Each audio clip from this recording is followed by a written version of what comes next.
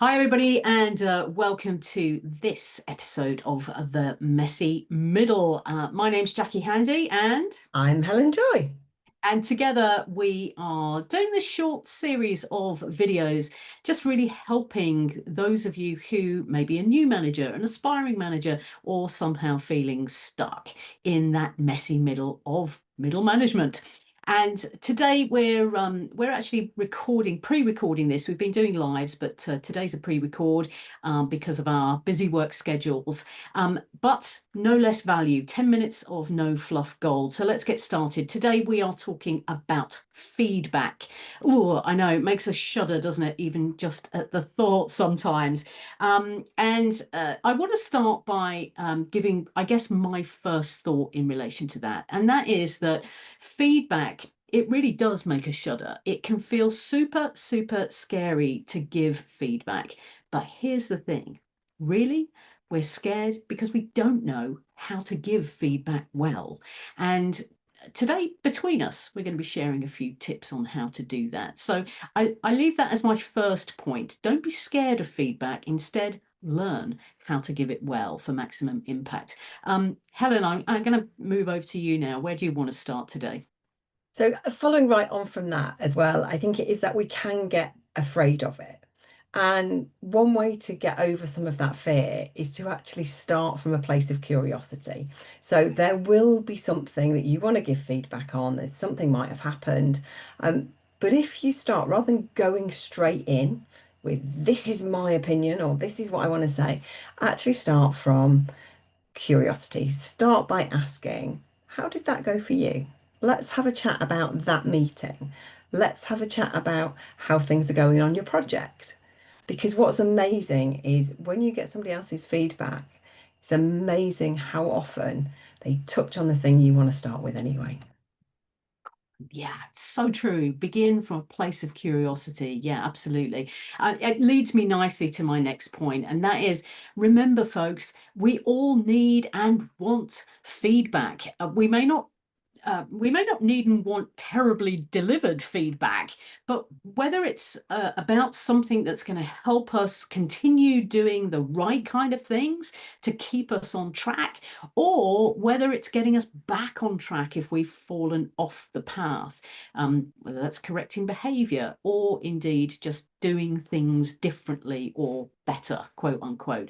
So we do all want and need feedback. So I think that really builds nicely from your start from a place of curiosity, and remember that, once again, delivered well, feedback can make a huge difference, not just for the person receiving the feedback, but for your kind of credibility and confidence as a manager too.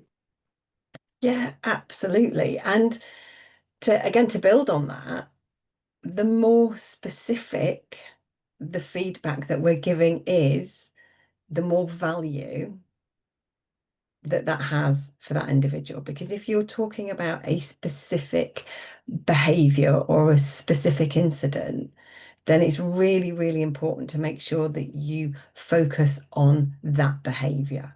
Because too many managers will go in there and waffle around and talk about stuff for ages, and you come away and you've got no idea what they were actually talking about. You kind of know you've had a bit of a telling off, but you don't know what anyone wants you to do differently or what the point of that is. So be specific with the actual behaviors that you want to see changed.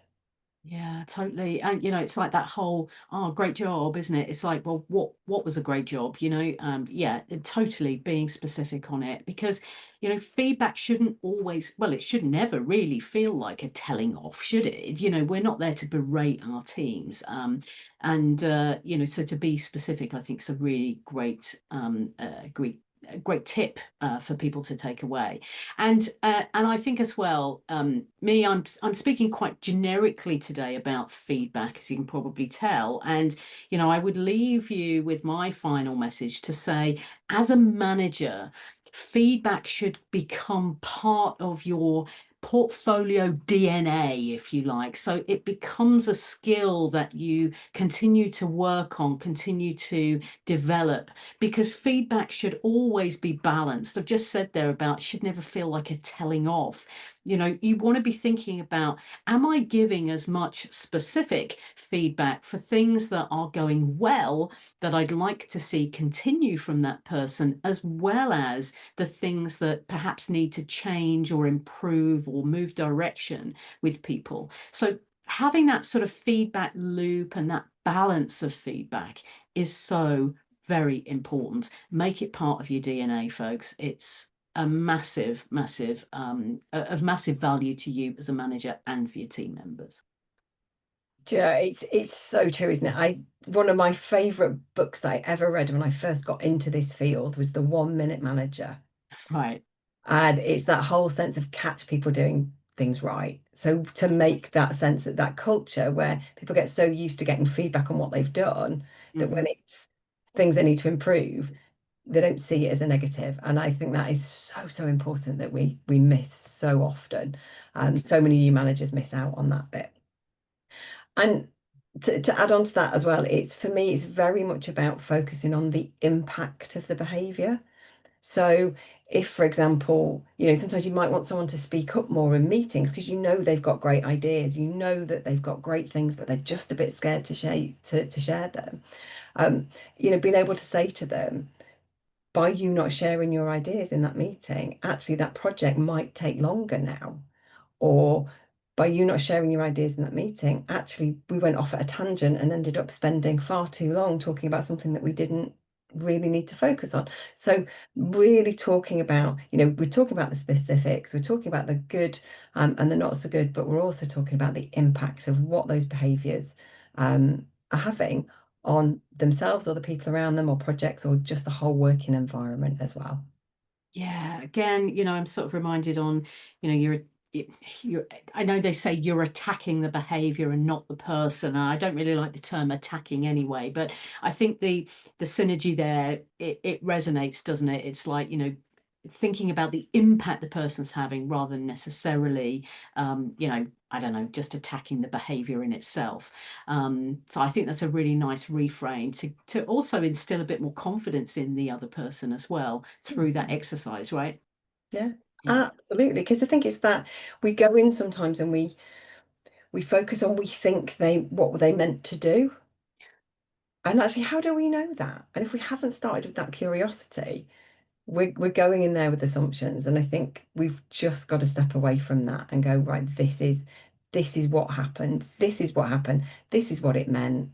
Right. What do we do now?